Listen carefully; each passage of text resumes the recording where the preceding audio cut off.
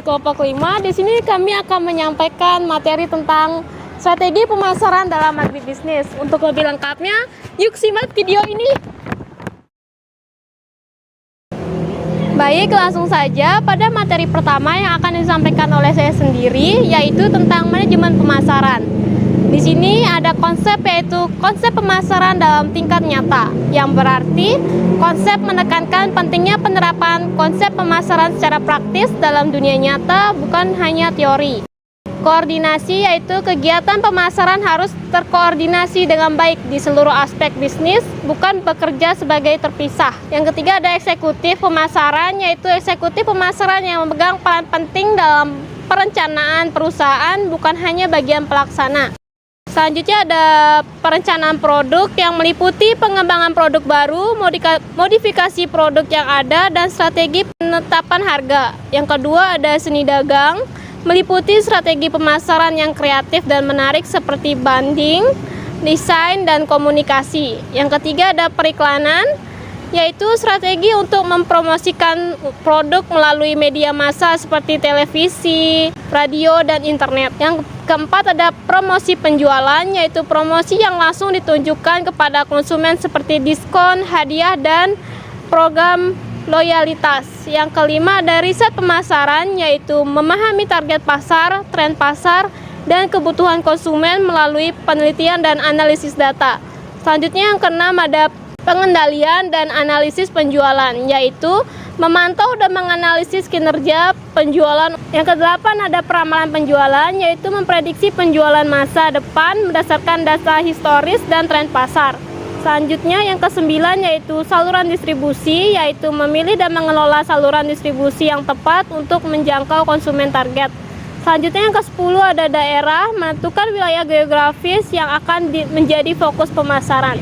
Yang ke-11 ada kota, menerapkan target penjualan untuk setiap wilayah dan saluran distribusi. Selanjutnya yang ke-12 yaitu pengendalian persediaan, memastikan ketersediaan produk yang cukup untuk memenuhi permintaan konsumen. Selanjutnya yang ke-13 penjadwalan produksi, yaitu merencanakan produksi sesuai dengan permintaan pasar dan ketersediaan sumber daya. Selanjutnya yang ke-14 ada distribusi fisik, yaitu memastikan produk sampai ke konsumen dengan tepat waktu dan dalam kondisi baik. Selanjutnya yang ke-15, manajemen organisasi, yaitu membangun tim pemasaran yang efektif dan terstruktur. Selanjutnya ada rencana pemasaran, strategi, dan bauran pemasaran yang akan dijelaskan oleh pemateri kedua, yaitu Nakesha Diah Wulandari. Kepadanya dipersilahkan. Dari penjelasan sebelumnya, di sini saya akan melanjutkan rencana pemasaran strategi. Nah, apa itu rencana pemasaran strategi? Di mana rencana pemasaran strategis adalah sebuah dokumen komprehensif yang berisi langkah-langkah terperinci yang akan diambil oleh sebuah bisnis untuk mencapai tujuan pemasarannya.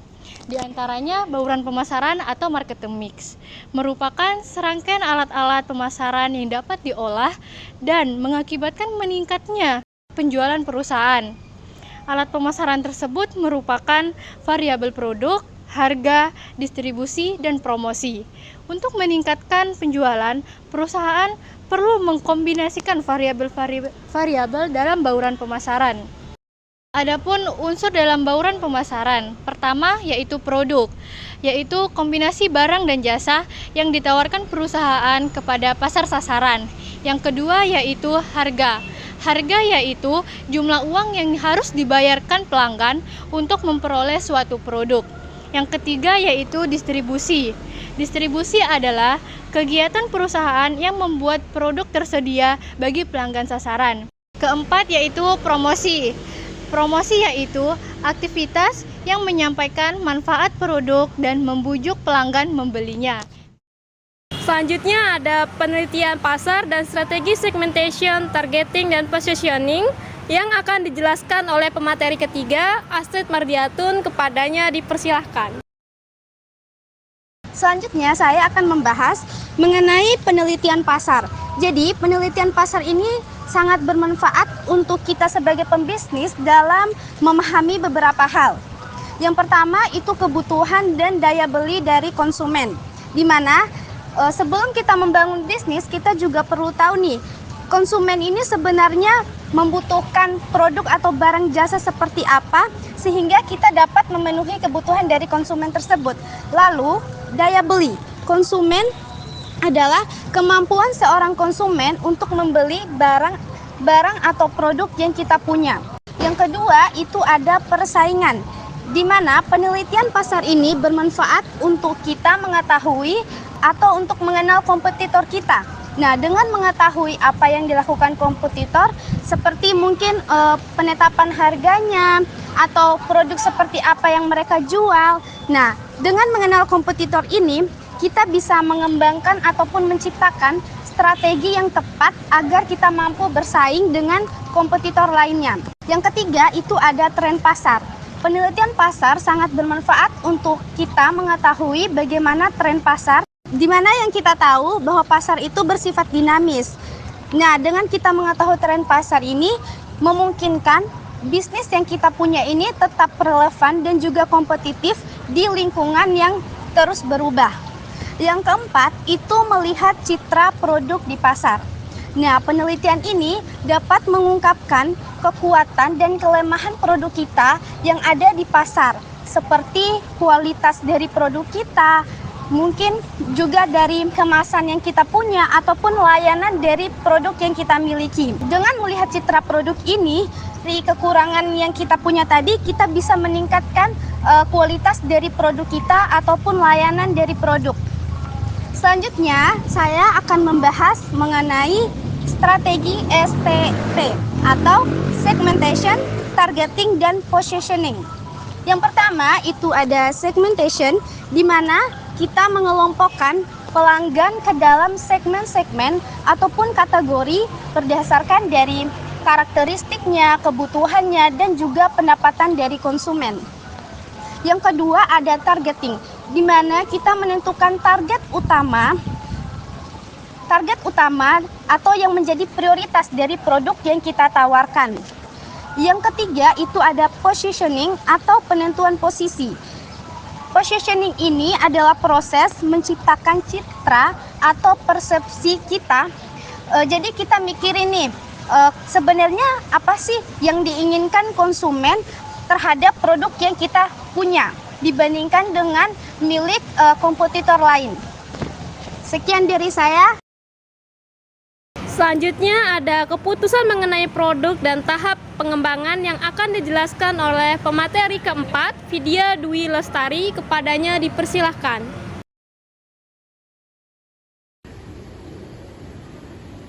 Selanjutnya yaitu keputusan mengenai produk. Ada beberapa produk tertentu mengalami daur hidup produk, di mana terdapat 5 tahapan, yaitu yang pertama tahapan pengembangan, yang kedua tahapan pengenalan, yang ketiga tahapan pertumbuhan, keempat tahapan kedewasaan, dan kelima tahapan penurunan. Tahap pengembangan ini meliputi beberapa tahapan, yaitu yang pertama penentuan jenis produk. Ini adalah tahap awal di mana perusahaan menentukan jenis produk yang akan dikembangkan berdasarkan kebutuhan pasar dan kemampuan produk. Yang kedua yaitu perancangan produk.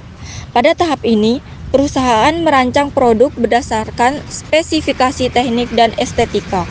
Yang ketiga yaitu uji coba produk. Sebelum produk diluncurkan secara luas, perusahaan melakukan uji coba produk untuk memastikan kualitas dan kendalanya. Yang keempat yaitu uji coba pasar. Setelah uji coba produk, perusahaan meluncurkan produk ke pasar dalam skala kecil untuk mendapatkan umpan balik dari konsumen. Yang kelima yaitu evaluasi.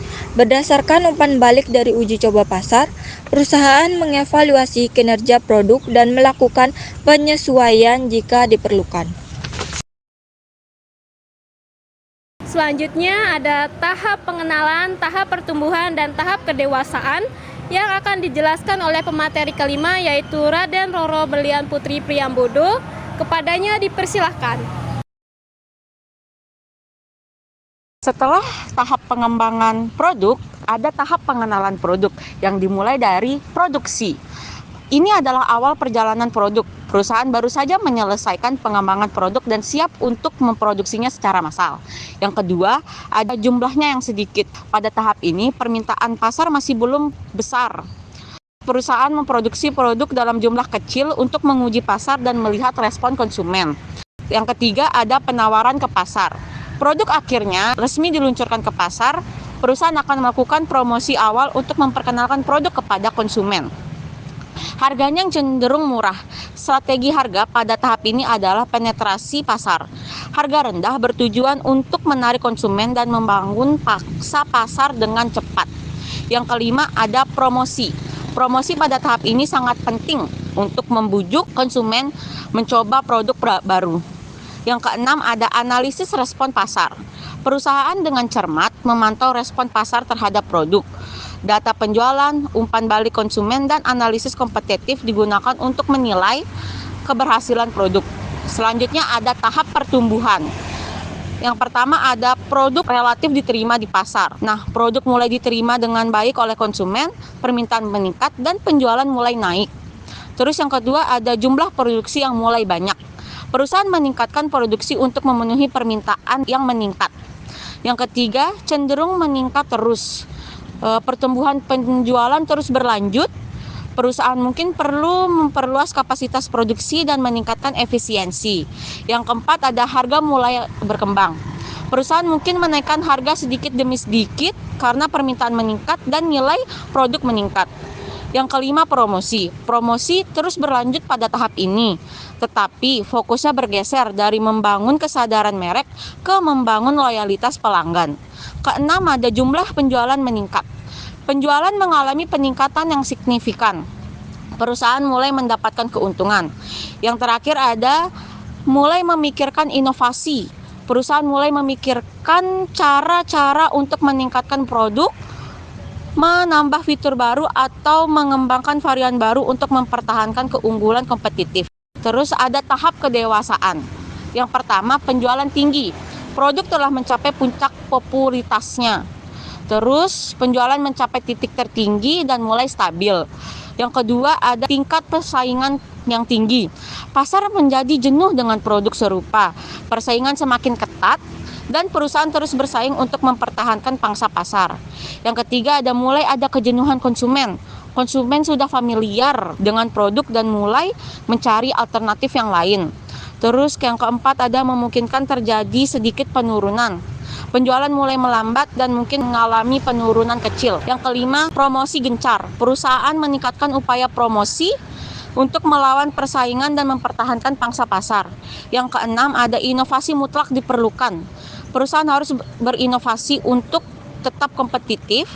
Mereka mungkin perlu memperbarui produk, mengembangkan fitur baru, atau mencari pasar baru. Selanjutnya ada tahap penurunan dan siklus hidup produk yang akan dijelaskan oleh pemateri ke-6 yaitu Sabrina Dinda Putri Nafira. Kepadanya dipersilahkan. Di sini saya akan menjelaskan mengenai grafik siklus hidup produk, yang dimana suatu produk memiliki tahapan kehidupan yaitu siklus hidup produk. Siklus hidup produk yang disebut juga product life cycle, yaitu suatu grafik yang menggambarkan tahap-tahap yang berbeda dalam riwayat perjalanan suatu produk sejak pertama kali dipublikasikan ke pasar, sampai dengan penarikannya dari pasar. Nah, produsen perlu mengetahui tentang siklus daur hidup produk, agar produsen dapat melihat di tahap mana produk itu dalam siklus daur hidup. Dan diharapkan juga produsen dengan cepat dan mampu menghadapi permintaan konsumen agar produk yang mereka keluarkan bisa bersaing dengan produk-produk yang lainnya. Nah, yang terakhir ada fase penurunan. Fase penurunan adalah tahap dalam siklus hidup suatu produk. Pada fase ini, penjualan dan keuntungan mengalami penurunan yang signifikan dan berkelanjutan. Hal ini dapat disebabkan oleh pergeseran tren dan selera konsumen, muncul produk pesaing yang lebih inovatif, kejenuhan pasar, dan perkembangan teknologi yang membuat produk menjadi usang. Adapun strategi yang bisa dilakukan oleh produsen untuk mengatasi saat produk dalam fase penurunan. Yang pertama, kita dapat mengurangi biaya pemasaran dan produksi. Yang kedua, kita dapat menjual produk dengan harga yang murah atau kita melakukan diskon untuk menghabiskan inventaris. Yang ketiga, memperkenalkan inovasi produk baru atau merombak produk yang ada untuk menghidupkan kembali minat pasar. Dan yang terakhir, kita bisa mempersiapkan diri untuk menghentikan produk yang sudah tidak menguntungkan. Selanjutnya ada inovasi, pentingnya inovasi produk dan keputusan mengenai harga yang akan dijelaskan oleh pemateri ketujuh yaitu Nakula Januardi. Kepadanya dipersilahkan.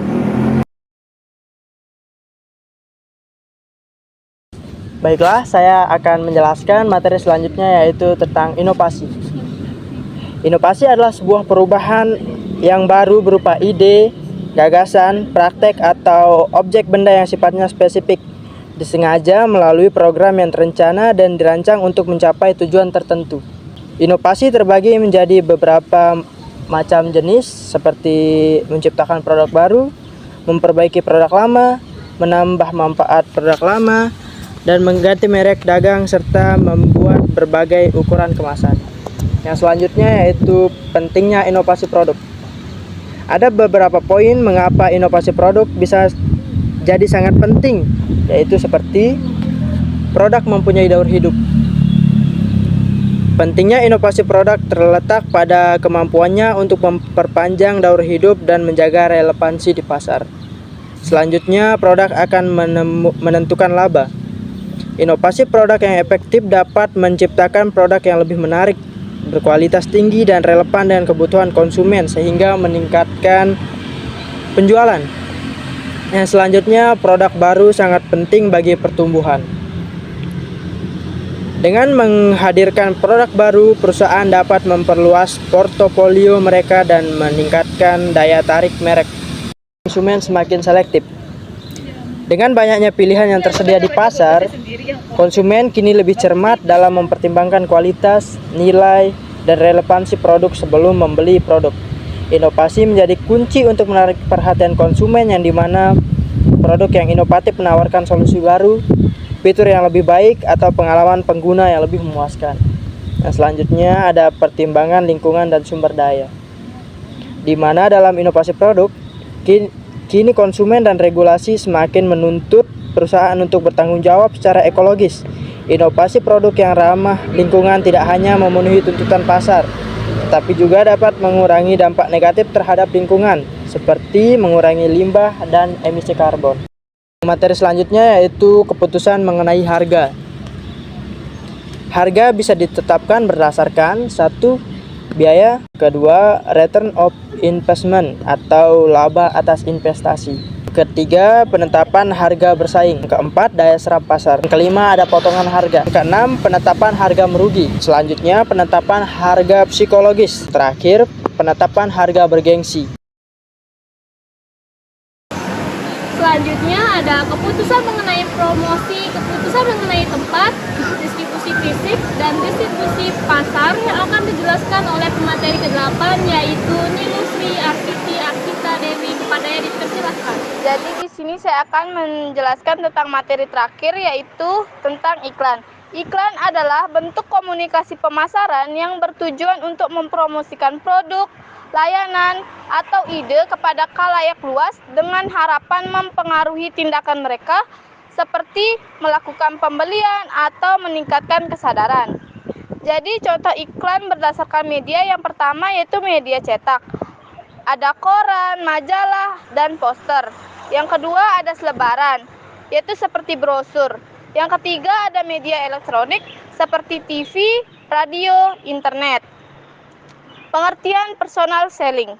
Personal selling adalah metode penjualan langsung di mana seorang tenaga penjual atau sales person berinteraksi secara tatap muka dengan calon pelanggan untuk membujuk mereka membeli produk atau jasa. Tujuannya yaitu menciptakan hubungan yang baik dengan pelanggan dan menjelaskan manfaat produk secara lebih mendalam. Contohnya itu seorang sales mobil mendemonstrasikan fitur-fitur kendaraan pada calon pembeli di dealer. Yang ketiga ada pameran. Pameran adalah kegiatan promosi yang dilakukan oleh perusahaan atau organisasi di tempat tertentu untuk menampilkan produk atau layanan mereka kepada publik.